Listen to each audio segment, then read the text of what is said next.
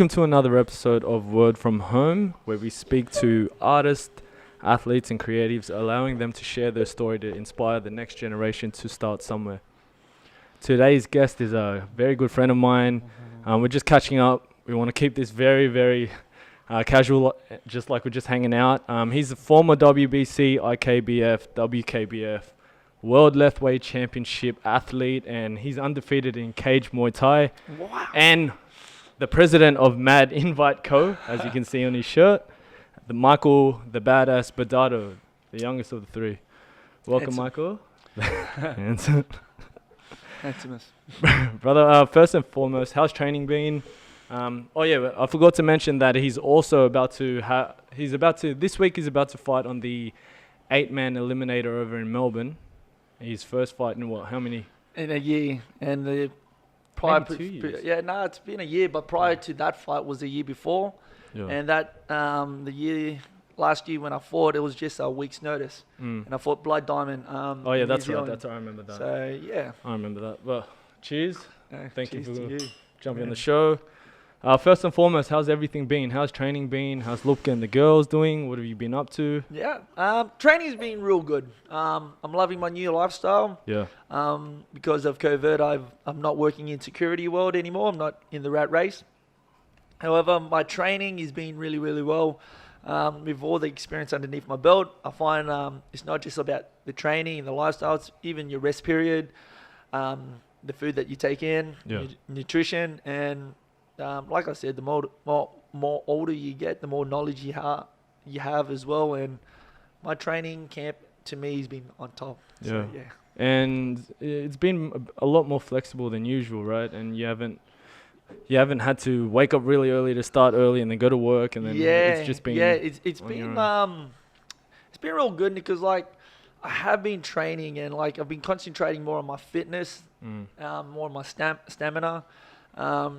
And the rest period is really important to me, and because like I'm getting older. I'm 34, turning 35, and I'm not healing like I used to. Back when I was more active, from 20 to 30, I would just train every single day. And now when I wake up, my back is always sore, and I'm just not really, I've got kids as well, and I've got to give my time there. And with my training at the moment, if I'm feeling sore, have a good power nap, have a good sleep, have a good rest, and take the good nutrition, supplements to actually help you out with your body. And I find like now with that experience underneath my belt, I'm feeling fresh. I'm feeling really, really good. And mentally, physically I'm there, so mentally I'm upstairs, and we just got to put it all on the game plan right now. So we'll see how we're going. Yeah, so next week me and my fight in Melbourne. It's time for me to demonstrate what I've been practicing.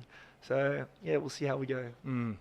We'll get back to the 8-man later in the show or at the end of the show, but we want to actually get to know you more. You know, for those that are watching that don't know you, besides Michael Badass Badato that fights out of Blacktown Full Force Gym, what are the things that you like to do? What hobbies do you have?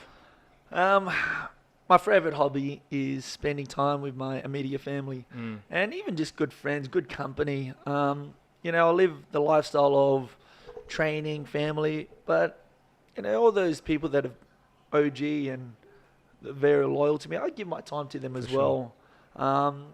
And yeah, just one of my favorite things to do is just hang out with my family, my brother, my sister Michelle, my mum. Outside of that, I do love my fish tanks. I have, as you can see behind me, I've got my favorite fish tanks, and just simple hobbies like that, just fish tank, bonsais, and family. That's cool. And you're known for like whenever you come out to fights, I know that you come out to like you taste the musics. Yeah, Miley Cyrus and Taylor Swift. And look, I actually train to that kind of music. Yeah, and I was gonna say that too. They reckon a taste, a smell, even a touch can bring you back in time into, to a time that made you happy. And sometimes when I hear music like that, I feel I'm in my own zone. I feel young again, and gone are the days that you want to feel intimidating with this hard kind of music. It makes you train hard. not me. What makes me train hard is when I'm in my zone. And when I'm in my zone, nothing can stop me. No, I like singing to music I can sing to. And, you know, I've done all the hard work. I've done all the hard training. Do you honestly think that an intimidating song coming out really hard is going to affect the way you perform? Yeah. No. I smile. I want to show people I'm not intimidating. I'm welcoming. And, you know, a real champion will knock someone out regardless what kind of music you come out to. So the music that I come out to is me. The music. Katy Perry. Yeah. You know, I'm in my own zone. I like to think I'm unique. Yep. I like to think I'm different, and you just got to live it. That's right. Be yourself. I know it must be that Filipino in us, you know, just really trying to be yourself. Like Manny comes out to, you know, just that's the right. tiger. And he actually comes out smiling. Yeah, and he's just good mentor for me as well. Like I just like looking up to him and just coming out and just being in your own zone. And massive fan of that. So let's go take it back to the very start. How'd you actually get started into kickboxing? Because, you know, I've already done one of these interviews with your kuya Reinhard Badato, who's one of my, I'm quite close to him as well. How'd you actually start getting into kickboxing? My kuya he paved the way for us. He really did. And by the time I was in high school, year 7, year 8, he was already Australian champion. Yeah. And I look, with him being the champion and you just training afterwards, it's just so easy to fall into the hobby, you know. So like, my brother, my kuya Ren, he showed me the light, and I followed, and that's the ice cream truck. The ice cream truck. It's funny that you say that. Every Sunday, as a family ritual, I actually go out and have this Sunday. But my family went for a walk, so maybe not today. Yeah, like I was saying, my brother was the world champion, the Australian champion, and it was just so easy, and it was just so normal for me to just fall into the sport. Yeah. But I say this once, and I've said this once, and I'll say it again. At first, it was pretty cool, but then with my brother being the world champion and opening up his own gym, he kind of casted a shadow on me and Von. However, no excuses aside, you know, it's not my brother's fault that he was so successful. So don't use that as an excuse. He'd actually used me to push myself and become my own champion. That's right. And with someone like Goya and someone like with the name of Reinhard Badato, it's really, it just guides you. And you know, my brother Reinhard, he really did help me and push me to be the world champion and the champion I am today. So he knows it deep down in my heart. I don't have to say it out loud, but I always thank my kuya for that. For sure. It's good to know. We know how hard he works, right? That's right. To say how he works, and it was just, he made it easier for you guys to follow the path. But that's correct. What we see in not just Muay Thai kickboxing or any sport or any sort of professional athlete or any profession at all, the youngest usually is the most talented out of the other brothers or sisters. They always come out, like the Ball brothers. I don't know if you've ever heard of them in basketball, but LaMelo Ball's like, he's just come and been involved, and he's now he's the best one because he watches everything, right? That's right, because like I was raised by champions, and I've always had my kuya to guide me. So people just automatically thought that the youngest would pick up all that talent. Yes, I put in the hard work, and it was just easy for me to get that talent, which I like to think it was because my brother just paved the way. Yeah. But I'm not the youngest anymore. There's Ren's son. There is my son. So the Badato line is going to keep going, and we'll see what the future holds. Like Isaiah, which is Ren's son, he just fought not long ago, and he did amazing.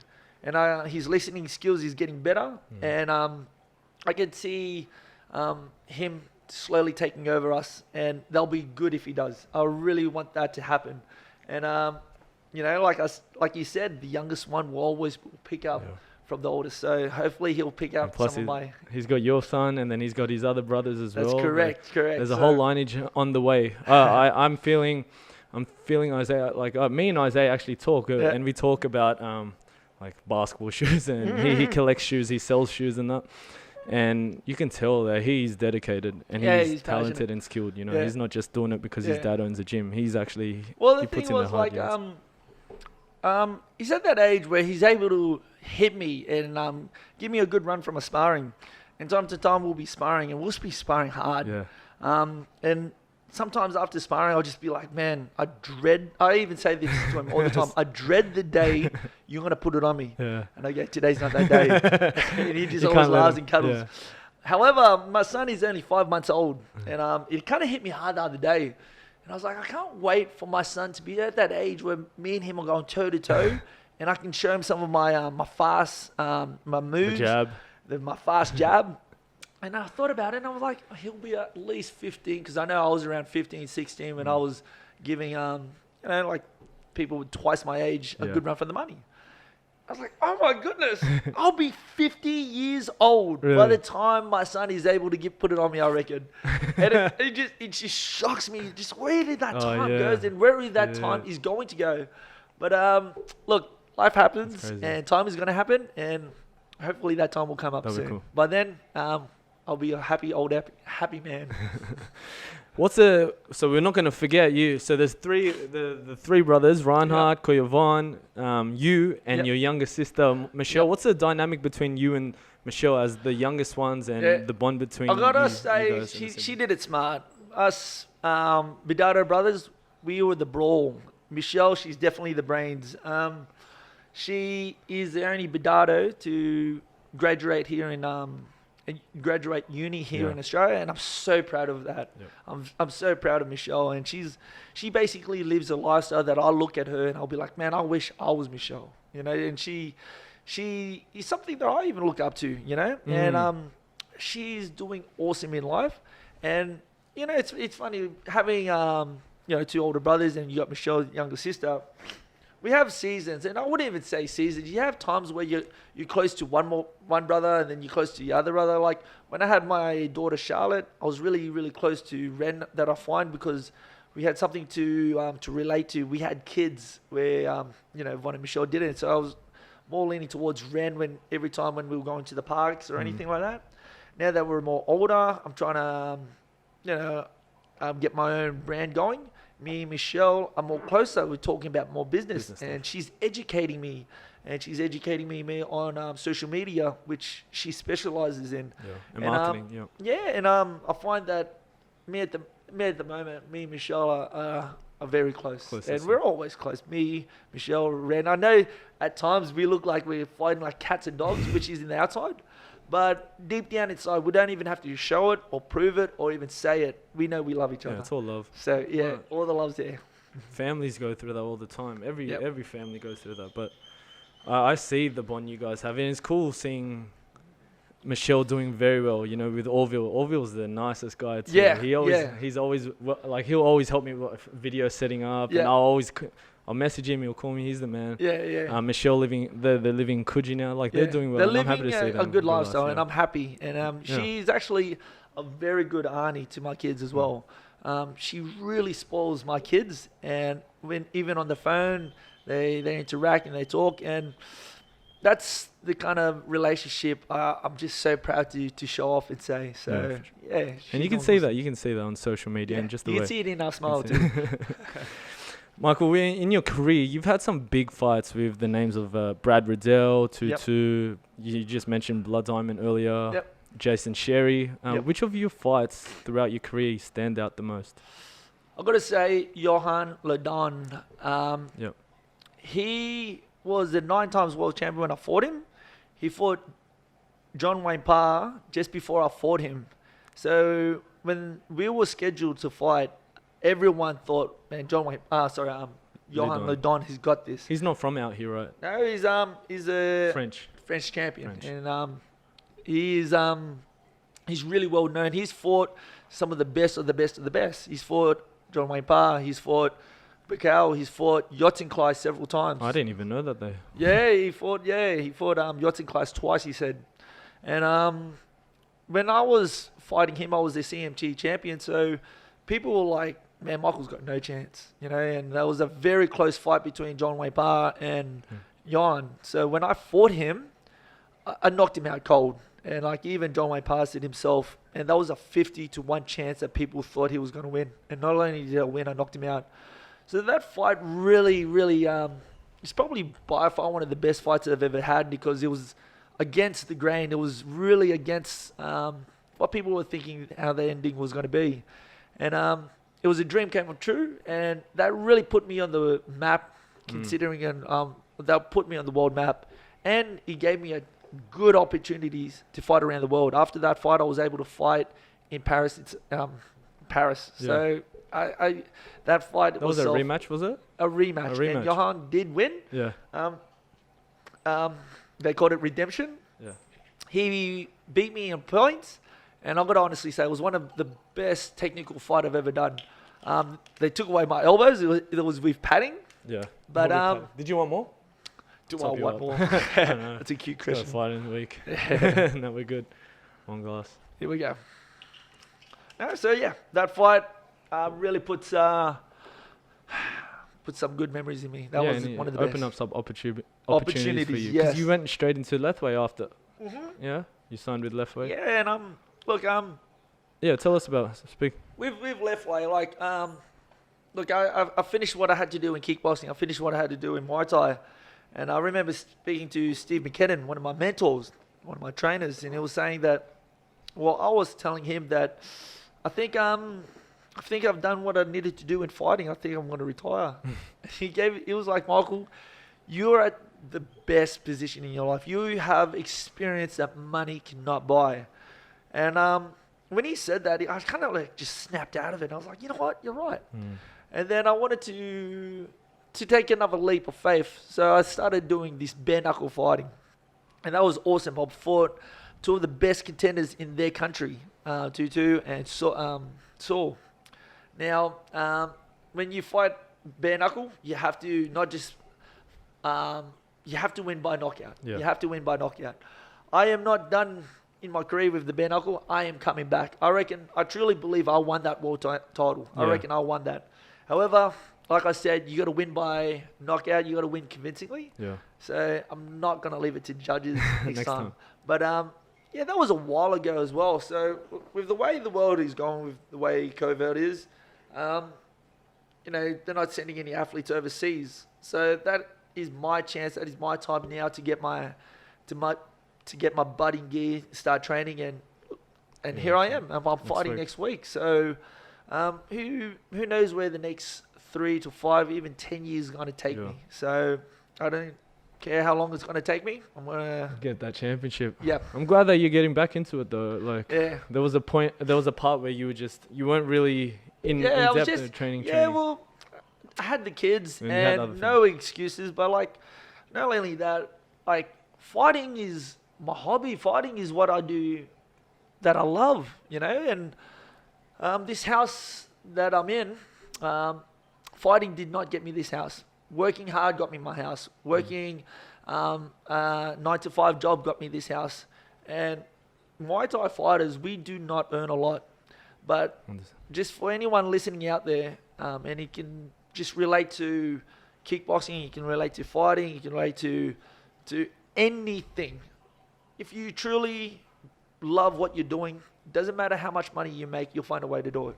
I was earning peanuts. And you know what? I was earning peanuts. I didn't care. I loved it. I loved knocking people out. And I still did it. You know what I mean? And at that time, I was like, you know what? I think I've done what I needed to do. Well, life has been real good to me lately. I've got a new lifestyle. And now that I've got a new lifestyle, I can pick and choose where I want to fight.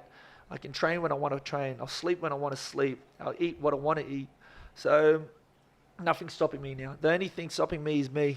And at the moment, the way the world's going, I'm just going to train. Yeah, that's cool. Yeah, but like, there's more things to life than actual fighting itself. Right now, I'm on the path of not just fighting, just building on me, building on my brand, and building on my family. So, you know, I've spent a lot of time just training, and just working. And I kind of like missed out on some of my smaller things for my kids. And I just realized, you know what, you can't can't neglect the kids and some of the memories. So right now, I'm focusing on building us. I'm focusing on building my brand, and that's it. Full stop. And if I have to fight to get more extra exposure, that's what I'm going to do. It takes So a lot. Yeah. Yeah, I'm looking for the bigger picture. It's Yeah. not just fighting. It's not just a world title. It's expanding. Yourself. So, yeah. Yeah, Michael, the brand. Michael, the business. Because Yeah. if people don't know, like, it takes a lot to sacrifice Yeah, to it fight. does. Like, it It takes really, a really lot does. out of you.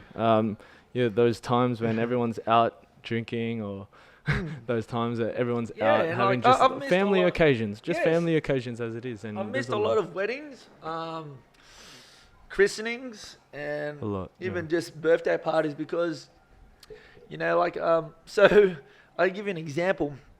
Next week I'm fighting in Melbourne. It's my daughter's birthday next week. And yes, I'm going to miss my daughter's birthday, but I'm going to come home 20,000 more richer. I'm going to win that tournament. And we've already put a date for me and my wife to celebrate when I get back. But, like I said, I don't feel guilty going to Melbourne and doing what I have to do for work because I've already spent my time, my love, and my commitment with my family. So if I do love her every single day and I live a father figure every single day, I'm sure that I'm going by next week, it won't take a dent, even though it's her birthday because, that's just the date. But realistically, I've been there for my daughter and I always will be. So I will be missing the birthday on the and day. the birth date. Yeah. But however, I'll come back home as a champion and still live that everyday father lifestyle. This is the concept that I needed, and Yeah. I want you to. I definitely want to see you come home Yeah. victorious over that 8-man. Yeah. Some of the best. Yeah. I don't see it going any other way. Yeah. I've fought in several 4-man and 8-man eliminators. I have been in 3 or 4 of the finals, and like I said, nothing is stopping me from winning this. There's no one stopping me. Out of all the 8 fighters, I am the most decorated and the most experienced. The promoters pick the best in Australia. I consider myself best in the world, So even though that some of the guys that are in the tournament I know and want to prove themselves, good. I don't need them. I don't need to prove them or themselves. Yeah. Let's just fight and let the action do the talking. And like I said, I've been to several finals. It's not my first rodeo. However, in the game of boxing, game of kickboxing, in the game of fighting, full stop, it can go either way. So no one's not going to stop me but me. Yeah. We'll see what kind of position I'm going to put myself in. Speaking of that, you are undefeated in cage Muay Thai. So for people that don't know, cage Muay Thai is John Wayne Parr's promotion back in Queensland, where he would have a cage set up just like MMA, and then he would have the 4-ounce MMA gloves, but it's strictly stand-up Muay Thai only. Yeah. And the No best of the best in wrestling, Australia no back throwing, then. There's clinching, but not Muay Thai wrestling on the clinching, ground. But it's just normal Muay Thai rules, but with 4-ounce in a cage. So it's everything that you want to watch when you usually watch MMA, the knockouts. So so you're undefeated in cage Muay Thai. I think it's 7-0. 8-0. 8-0, sorry. And tell us about the difference between cage Muay Thai compared to traditional Muay Thai, and why do you think your style of fighting translates well into the cage? Before I continue that, it's 8-0 and with 8 knockouts. Yeah, 8 knockouts. That's right. Yeah. I wanted to add that in. Look, it is different from 4-ounce gloves to your normal 10-ounce gloves. My style of fighting is I just throw those elbows. I throw those punches, and I was notorious for knocking people out because I just go, once we touch gloves, I'll go for the knockout. That's what people want to see. That's what people want to, what they pay to see. Like boxing and fighting has been around for centuries, So here we are knocking people out. Now imagine knocking people out with 4-ounce gloves. You got a better chance knocking them out with 4-ounce than actual 10-ounce. And some people have that style of just going out there and knocking people out. And That's you. It's me. And I like to think that why make the fight go for 5 rounds when you can finish them off with 1 hit in the first round? And I've had 8 fights. 6 of them all were first round knockouts. 2 of them was third round knockouts. And I'm proud to say that because, like I said, that just proves to show you don't worry about going the whole distance. I'm there to knock him out. Yeah. Now, I may stand biased. Some other fights that I have been through did go the distance. Well, at least I can put my hand on my heart and say, look, I tried to knock him out. Yeah. And that's what fighting's about. You just give it all your heart, and once you're in there, and you're there to win. So what would I have to do to win? That's what I want to do. Yeah. Speaking of cage Muay Thai, your good friend John Wayne Parr just announced that he was returning to the cage but on one championship. That's for great. his first fight, right? Yep. So how do you think he'll go, and have you ever had aspirations to go out to ONE FC? Yeah. So with John Wayne Parr, I reckon he'll take that win. Yeah. I reckon he's got it. I've got so much faith in that guy. I believe in him. He's got this. He's been fighting his whole life, and he'll fight anyone. He'll fight a tree if you have to. Coming off hip surgery too. That's right. That's like one of those things that people would never come back from. That's and he's right. I saw the videos of him hitting them pads, and you know what? He's inspiring me. Yep. He's inspiring people, and he's inspiring me. So, not only that, with me considering one ship, never say never. I would love to fight on one ship. I did get a contract drawn out for me, but at this stage, I was contracted to the UFC. The WLC, and now never know. If they give me a contract, I'll review it. We'll see how we go. But like I said, I'm on a road to building me. If that's what I have to do, then I'll do. So yeah, we'll see how we go. Speaking of John Wayne Parr and how close you guys have all, like you and Quiran and you have gotten over the past few years, you fighting on his promotions and such, I wanted to bring up the time when I was like maybe 15, 16 or so. And he came to Sydney to do like one of those seminars, That's John right, Wayne Parr I was seminar there at Sydney too. Uni. We were there. Yep. And it was like, I think you were maybe I was 19, young. 20, 21, something 18. like that. It was your 18, something like that. And Yeah. maybe I was even younger. Yeah. I don't remember. But I remember that you sparred him for the first time. Yeah, it was good because after the like an seminar, idol. what actually happened, they handpicked champions. They handpicked people and uprising fighters. And I was one of them. And I remember because I was the only one who gave him a bleeding nose. Now, what actually happened was he handpicked me, and I was like, yes. And I put on the gear, and everyone was like, oh, are you scared? How was it? And are you nervous? And the honest truth, this is the honest truth, I wasn't nervous. By then, I was already raised by champions. I had Stuart McKinnon. I had Steve McKinnon. I had Rana Badato. I had Mavon Badato. I had, I was already surrounded by champions, and they used to kick my butt in sparring. And we used to go hard out in sparring. So to me, it was like another day of work.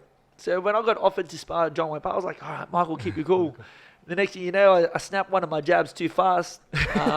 And like, it was really unfair for him because he was coming off from another spar from someone else. And here I am fresh. And he was just doing like an exhibition. Like he's chilling out. Hey, come have a spar with John Wayne Parr. And here you are. Yeah, and I'm just putting it on him because I'm just so... I just wanted to... Impress him. Impress everyone him. Else And the next thing you know, he gave him a small bleeding nose. And it's funny because I remember asking him that. He doesn't remember. Where with me, that's going to stay in my memory forever. Yeah, I remember. And I'll remember that, as a young kid that was going up through the gym and just watching that. And that was the time when it was probably like 07, 08, 09 something. And John Wayne Parr was on the Contender. He was fighting in K1. Yes. So he was already world known to Muay Thai guys, and now he's even bigger now because he's been doing training with MMA guys. And it was so amazing how like time flies like that because I was 18 or I think maybe even 17. And I remember I got out of the car, and just by chance when I got out of the car, he was getting out of his car. Yeah. And the person that dropped him off, I was like, oh my God, guys, that's John Wayne Parr. And like, he didn't even stop me off. He goes, oh, hey man. And I was like, hey. The nicest guy. And like, he introduced himself, and I was like, Michael Badass, and he's like, I know who you are. And I was like, oh, man. And he was like, I'm John Wayne Parr. And I'm like, I know who you are, you know? And like, it's just so funny how like, if you become a champion and you're in the world of fighting and you just stick in the game and you just really give your time, sweat and blood, 10 years later, I'm fighting underneath his show and we are talking like businessmen. We're talking like good friends. We are talking like we know each other, and we do know each other, you know. And that's one of the memories I'll forever hold. You know, like one time I'm looking at him like, oh my God, you're awesome. And the next thing you know, we're in the same change room finishing a fight, and I was like, all right, let's get a B, you know. And for that, I will always be thankful, and I will always hold. So yeah. Tell me, that fight between you two, it would never have happened? It's funny. I did get offered. Yeah. And I got offered by Angie Parr and his wife. His wife. Yeah. And this was after our CMT, and I just came after a big win, knocking someone out. And Angie's like, "Let's pump up the sport. Let's do it." And I just looked at my brother Reinhard, and Reinhard was like, "Look, we got too much respect for you. We just can't." And then it was funny. It was like having a tag team. It's like one. You fight for the title, all right, after that title, I'll fight for the exact same title, and you'll be making that vacant. The offer came, and like the reason why is because back then I was I thought I was young in the head, and his experience is all the way up here, and I was down here. So because I said no to fighting John Wayne Parr in his own show, and you know, Angie Parr offered, I didn't think I was up to that level, so they passed me down to the next person, which was Johan Ledon. And that's like I mentioned, that was the fight that put me on the map. Now, if I got offered again with the whole John Wayne Parr, I don't know. I don't know where life will take me. Maybe yes, maybe no. Back then, I just couldn't, I didn't consider it at all. So when I got offered, I was like, man, I just finished fighting from a knockout, and you want me to fight John Wayne Parr? Like, can I have a little bit of time to think about it? That was like over 5 years ago. Now that 5 years have taken over, maybe we'll see. Like I said, I'm on the road to building on me, and he's on his own road of building on him. Maybe we'll fight, maybe we're not. But like the offer hasn't come up ever since. But I was just too young in the head to say yes. You know, there's a time and place for everything. And my time wasn't then, you know. So plus, I don't know if you've ever had a fight with one of your friends, but do you think it would be kind of trying to smack a friend? Yeah, just like that Gilbert Burns versus Usman fight last week in the UFC. Yeah, it'd be hard. I think you got to do what you have to do, yeah, and it's like, work. it is just business. Yeah, it's yeah, not, and you know, if you're a professional, and this is the world we live in, if you're in the same weight category, it just has to be done. So yeah. Absolutely. Let's talk about this 8-man next week. Yeah. Some of Australia's top middleweights are involved, including young Cody Trey from Blacktown, from Full Force Gym as well, who I know has been going hard in the gym. Give us your thoughts about next week, about some of the fighters there, how you think it will go. Yeah, well, it's going to be a good show because they picked the best of the best here in Australia. Yeah. Like I said, I've been training real hard for this fight, and not only have I been training my hands, my knees, my kicks, I've been training my mind as well. So basically, I like to think that I've been training my mind more. So if I'm ready for people's kicks, I'm ready for people's hands, I'm ready for power, I'm ready for speed. I'm gonna put myself in the best position to take that and give it as well. It is, and I don't want to talk loser talk, but it's anyone can win it. Anyone can win it. But like I said, I'm the most decorated and most experienced fighter in the tournament. And people are already putting me or Charlie in the finals. Charlie Bubbs. Oh, Charlie Bubb, yeah. He's the uprising fighter here in Australia. And he's fought some of the guys that I've fought. And he's been doing good. He's a new rising star in Australia. And I believe he can take it as well, but not while I'm on top. And it's with 8-man tournaments, you can't really pin it and just pinpoint who's gonna be in the final or who's gonna win. But all I can say is I'm there to win it. I'm there to put on a show, and only time can tell. Yeah. For people that don't know what an 8-man eliminator is, you start off with 8 fighters, and they all fight. They all have a first fight, and then the winner of that goes into the second round, and the winner of that second round goes into the final, which is kind of like the playoffs, but all in one night. So a lot of things could happen. Injuries can happen. Yeah. One person has a hard fight. One has an easy knockout the first fight. Like That's right, man. the things that can happen in an 8-man, it's all about it's as good as you are, but at the same time, there's luck that's involved. There's a lot of things that's involved in an 8-man. You're carrying the injuries from the first fight as well. It's like something from the movie Karate Kid, where the other guy hurts his leg. He's still got to carry that injury for the next fight. Yeah. So in the 8-man, you're not just mentally preparing yourself. You got to physically prepare yourself, and not only that, maybe the first guy that you're fighting is really good with kicks. Maybe the second guy that you're fighting is good with his boxing. You've got to learn how to adapt to each person, because you are fighting 3 nights, potentially 3 nights, 3 fights in one night, which is really hard, because even just one fight, is hard as it is. Yeah. Imagine fighting 3. So yeah. A lot of people will go into a fight with a game plan to fight a certain person. How they say styles make fights, or style make matches. Yeah. An 8-man, to prepare for an 8-man, everyone's different. So everyone's different. So how have you prepared for that?